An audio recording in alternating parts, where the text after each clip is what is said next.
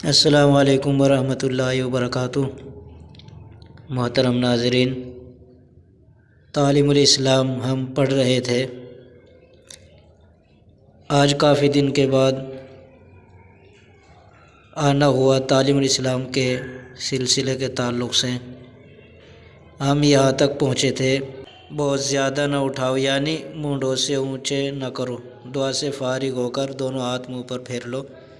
ہم یہاں پر پہنچے تھے۔ اب آگے شروع کرتے ہیں۔ سوال: دونوں سجدوں کے درمیان میں اور تشہد پڑھنے کی حالت میں کس طرح بیٹھنا چاہیے؟ جواب: داہنا پاؤں کھڑا رکھو اور اس کی انگلیاں قبلے کی طرف رہے اور بایاں پاؤں بچھا کر اس پر بیٹھ جاؤ۔ بیٹھنے کی حالت میں ہاتھ گھٹنوں پر رکھنے چاہیے۔ اگلا سوال ہے۔ سوال: امام اور منفرد اور مقتدی کی نمازوں میں کچھ فرق ہوتا ہے یا نہیں؟ جواب: ہاں، امام اور منفرد اور مقتدی کی نماز میں تھوڑا سا فرق ہے۔ وہ فرق یہ ہے کہ امام اور منفرد پہلی رکعت میں ثنا کے بعد اعوذ باللہ بسم اللہ پڑھ کر الحمد شریف اور سورت پڑھتے ہیں، اور دوسری رکعت میں بسم اللہ اور الحمد شریف اور سورت پڑھتے ہیں، مگر مقتدی کو صرف پہلی رکعت میں ثنا پڑھ کر دونوں رکعتوں میں چپکا کھڑا رہنا چاہیے۔ دوسرا فرق یہ ہے کہ رکوع سے اٹھتے وقت امام اور منفرد سمیع اللہ لمن حمدہ کہتے ہیں اور منفرد تسمیع کے ساتھ تحمید بھی کہہ سکتا ہے، مگر مقتدی کو صرف ربنا لک الحمد کہنا چاہیے۔ سوال: نماز کی 3 یا 4 رکعتیں پڑھنی ہو تو کس طرح پڑھیں؟ جواب: 2 رکعتیں تو اسی قاعدے سے پڑھی جائے جو اوپر بیان ہوا، مگر قاعدے میں التحیات اور تشہد کے بعد درود شریف نہ پڑھیں بلکہ اللہ اکبر کہہ کر کھڑے ہو جائیں۔ پھر اگر نماز واجب یا سنت یا نفل ہے تو 2 رکعتیں پہلی 2 رکعتوں کی طرح پڑھ لیں، اور اگر نماز فرض ہیں تو تیسری رکعت اور چوتھی رکعت میں الحمد شریف کے بعد سورت نہ ملائیں، باقی اور سب اسی طرح پڑھیں جیسے پہلی 2 رکعتیں پڑھی ہیں۔ سوال: نماز سنت یا نفل کی 3 رکعتیں بھی پڑھی جاتی ہے یا نہیں؟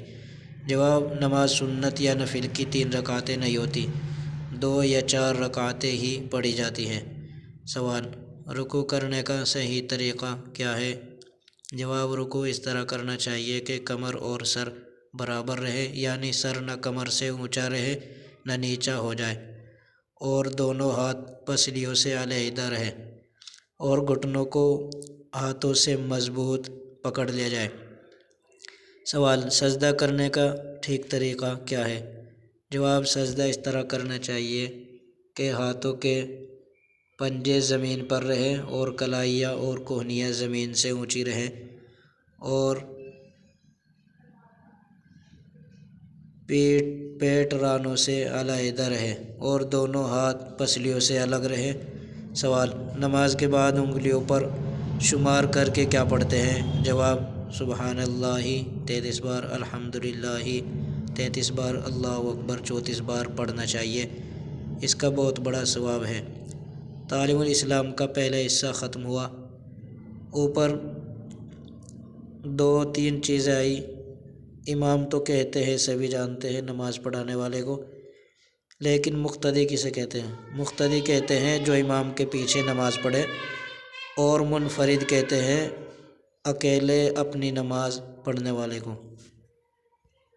آج کی ویڈیو میں یہیں تک، انشاءاللہ پھر اس سے اگلے ویڈیو میں تعلیم الاسلام حصہ 2 پہلا شعبہ شروع کریں گے۔ السلام علیکم ورحمۃ اللہ وبرکاتہ۔